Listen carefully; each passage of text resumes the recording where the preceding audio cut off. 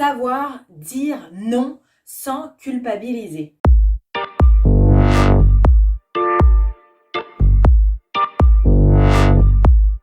Hey, bienvenue dans cette nouvelle vidéo de Challenge ta vie. Je vous donne la bienvenue sur cette chaîne. Si vous ne connaissez pas encore cette chaîne, on est ici tout simplement pour exploser notre potentiel, pour gagner en confiance en nous.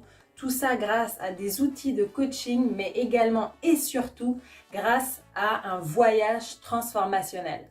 Donc vraiment, si vous n'êtes pas encore abonné, je vous invite à cliquer sur le rectangle rouge abonné parce que ce sera toujours un grand plaisir de vous welcome ici, comme on dit chez nous. Ouais, sur cette chaîne, on parle aussi un peu toutes les langues à la fois, tout simplement parce que si tu ne me connais pas, je suis Sarah Humbert, coach, donc experte en confiance en soi, grâce à la puissance du voyage transformationnel. J'ai vécu énormément à l'étranger ces dernières années, c'est pour ça que mon français des fois laisse à désirer, mais c'est aussi l'authenticité de cette chaîne. Alors, si tu es en train de regarder cette vidéo, c'est certainement que tu t'es déjà retrouvé dans le cas où tu t'es dit « mais mince, pourquoi j'ai dit ça ?» ou « mais mince, pourquoi j'ai pas dit ça ?» Mince, pourquoi j'ai accepté? Mince, pourquoi j'ai pas demandé? Etc. Dis-moi si je me trompe, mais à mon avis, c'est ton cas. Ne t'inquiète pas, dans cette vidéo, j'aimerais justement t'apprendre à savoir dire non sans culpabiliser. Pourquoi? Parce que c'est ultra important. Dans cette vidéo, j'aimerais te donner 3 concepts, 3 principes qui va te faire comprendre pourquoi savoir dire non sans culpabiliser est primordial. Le premier, c'est tout simplement le fait que si tu dis pas non, tu vas créer une frustration interne en toi. Ça veut dire quoi? Ça veut dire que de 1, tu vas mettre ta santé en péril. De 2, tu vas tout simplement ne pas prendre de plaisir à faire la chose. C'est-à-dire que, admettons, une amie ou un ami te dit « Tiens, Sarah, ça te dit ce soir on fait un cinéma, ou on fait ci, ou on fait ça, on fait un apéro ?» Et toi, tu avais prévu d'aller à la salle, par exemple, à la salle de sport.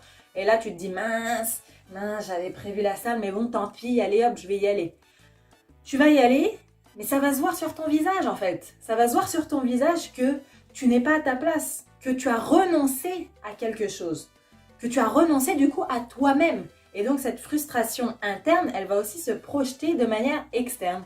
Donc, non seulement tu vas pas prendre du plaisir toi, mais en plus, tu vas gâcher, entre guillemets, le moment des autres parce que ça va se voir sur ton visage.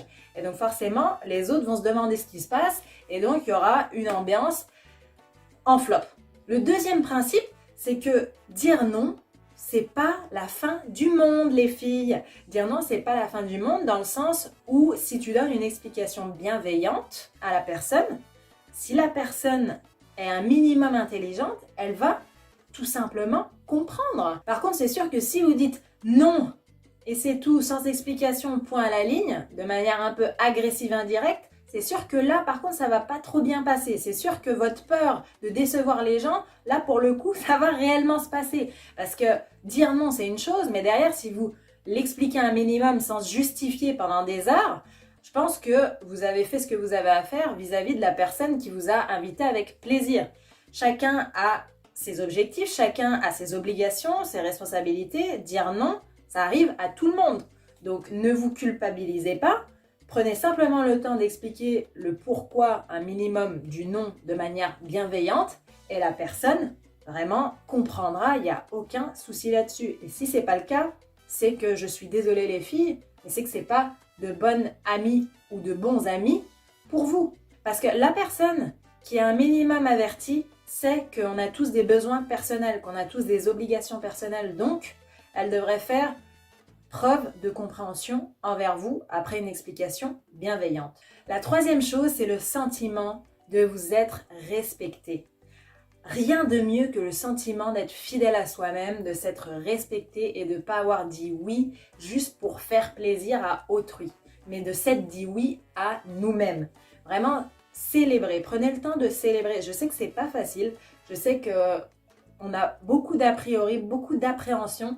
Mais vraiment, les premières fois où vous arrivez à dire non de manière bienveillante, n'oubliez pas, n'hésitez pas à le célébrer, à célébrer le fait que vous avez célébré votre personne, que vous avez mis en avant, en premier, en priorité, votre personne avant toute chose et de manière bienveillante et donc de manière habile.